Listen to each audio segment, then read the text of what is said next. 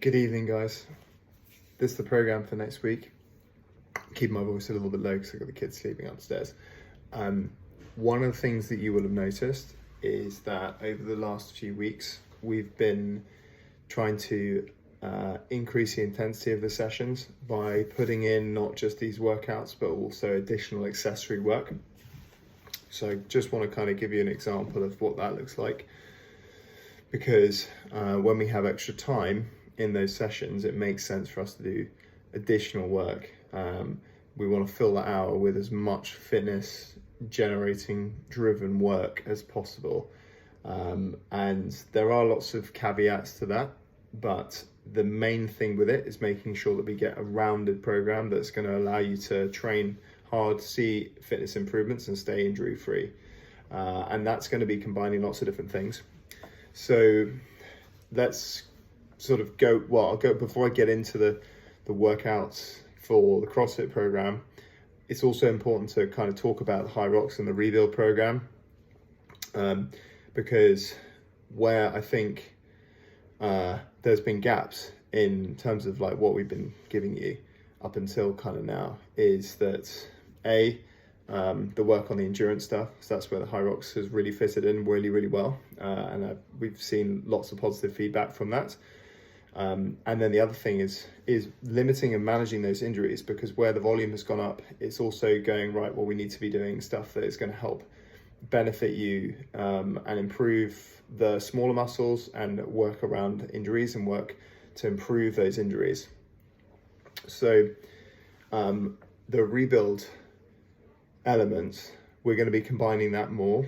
And what you'll also see is that some of the CrossFit sessions going in the next couple of weeks might be switched around to like a rebuild and a Hyrox, or a sort of combination of a rebuild and Hyrox session. So not all of our sessions are going to be just CrossFit.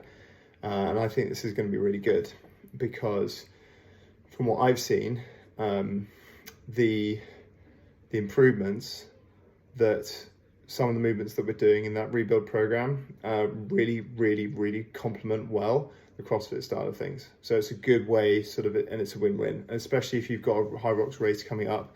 The two, the rebuild and Hyrox, just work really well because the rebuild's focused on, just working on preventing injury. So yeah. So when we dive into it for the week, so we've got next week, this coming week of the, which week is this? The 10th of Feb. So we've got 2 heavy days. So Monday and Friday are both heavy days. So if you're coming in those days, then I would suggest that you maybe, depending on what the goals are, it doesn't really matter because we're going to be throwing in things, but they're 2 different exercises, but you could always maybe just choose one of the heavy days and then maybe swap out another for another day. So Monday, we got front squats. Heavy front squats, 5 rounds of 3 for load. And that is increasing loads each time. Then Tuesday, we've got 3 4-minute AMRAPs, and then you rest 1 minute between rounds. 15 kettlebell swings, 30 double unders, and then max reps of walking lunges in the remaining time. So it's pretty heavy on the lunges for that one.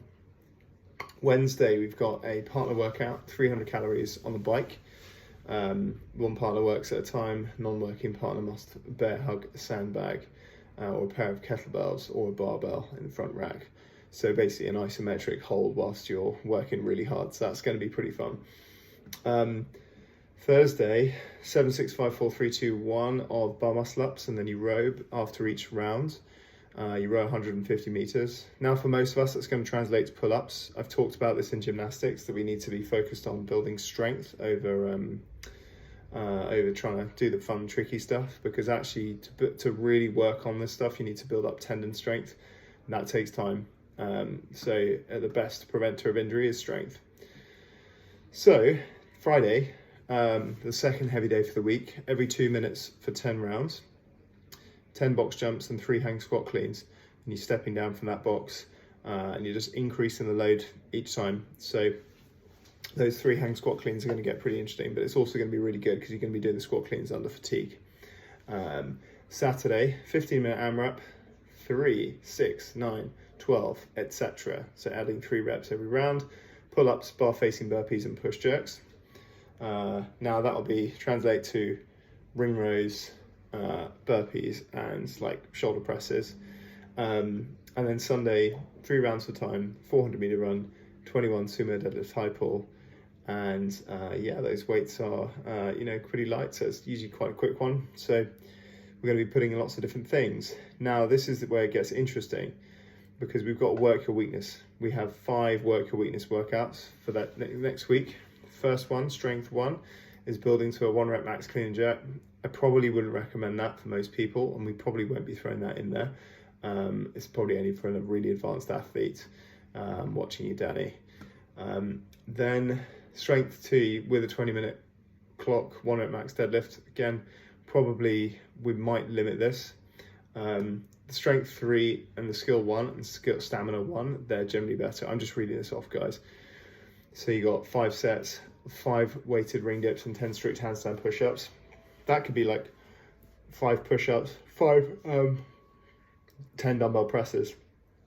And then skill 1 is holding a 1-minute plank, then 25 strict toes to bar. That could just be 25 leg raises. Holding another plank in a low position, and then 50 GHD sit-ups. Again, that could just be 50 sit-ups.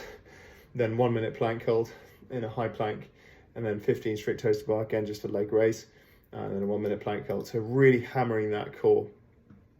And then the final one, 5 sets for total time stamina of 400-meter run, and then a 350/400-meter row. You rest for 2 minutes between sets. So pretty punchy. You might find that this kind of bleeds in a little bit outside of the class. Though certainly the strength 3, skill 1, and the stamina 1 can be done like sort of on top of a class. We're going to be throwing in elements of that. We probably won't be doing the build to a 1 rep max deadlift and the 1 rep max clean and jerk, just because it's technical and it's not necessary.